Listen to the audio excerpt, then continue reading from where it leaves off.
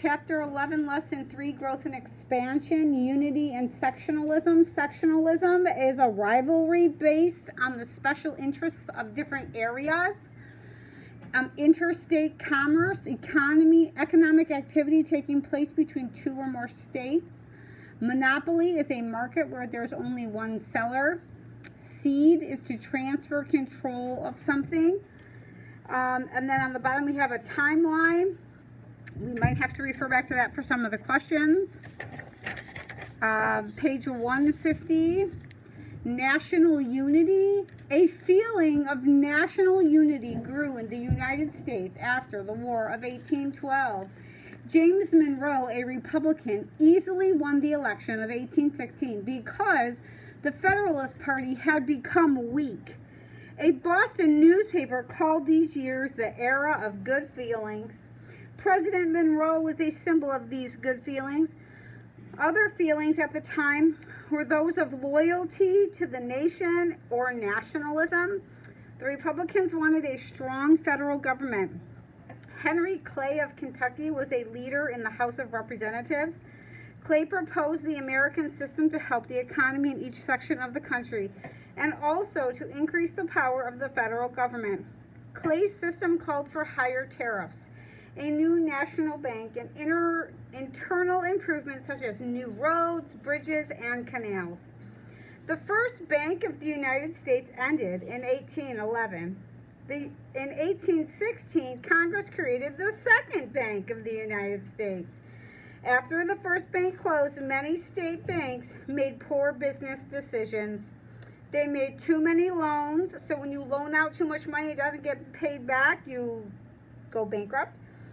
There was too much money around. This caused prices to rise. The second Bank of the United States controlled how much money was available. It helped American businesses grow. So after the War of 1812, many people purchased goods from British factories.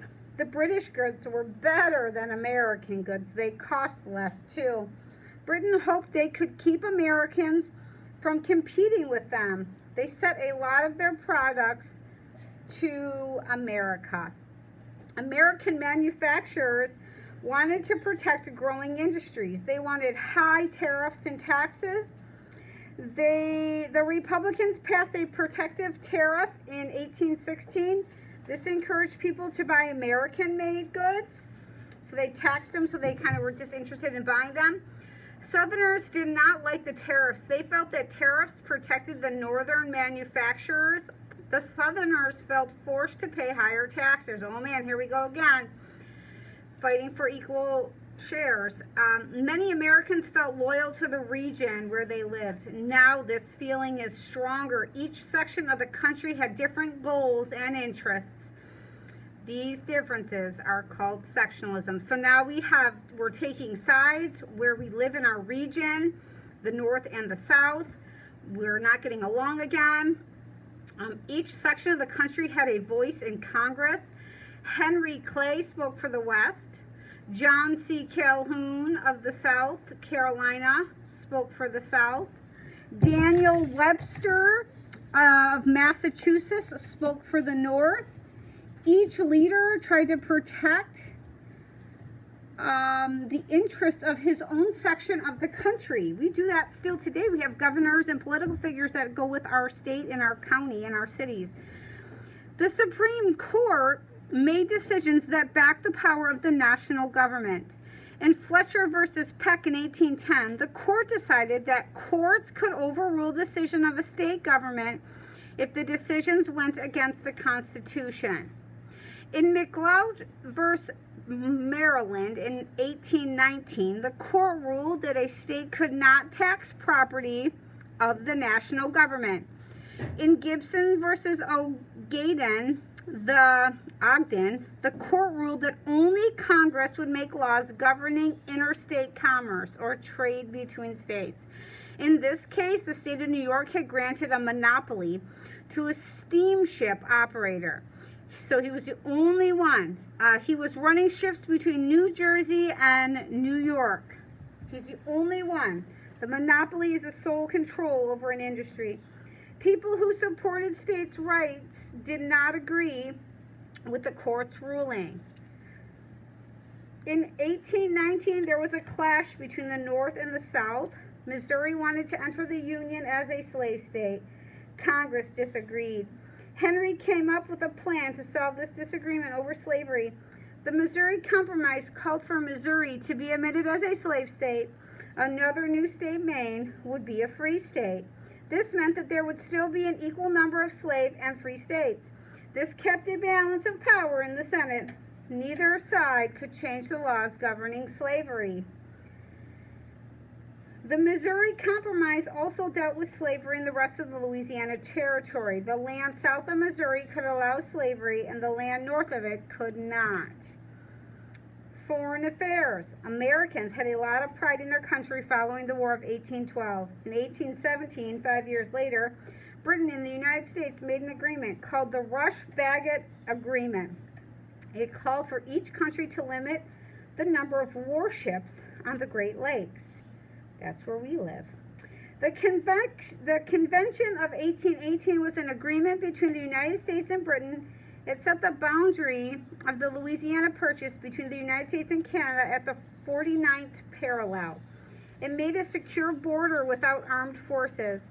Americans got the right to settle in the Oregon Country. The United States had a dispute with Spain over parts of Florida. Spain controlled Florida, and the United States claimed the West. That West Florida was part of the Louisiana Purchase. They argued that it belonged to the United States. In 1810 and 1812, Americans took control of the West Florida to Louisiana and Mississippi. Spain took no action. In 1818, General Andrew Jackson was ordered to stop Native American raids from East Florida. He invaded West Florida and continued into East Florida. He captured several Spanish forts. The Spanish realized they were not strong enough to hold on to Florida. The Adams-Onis Treaty was signed in 1819. In the treaty, Spain seceded or gave up Florida. At the same time, Spain was losing power in Mexico. In 1821, Mexico finally gained its own independence.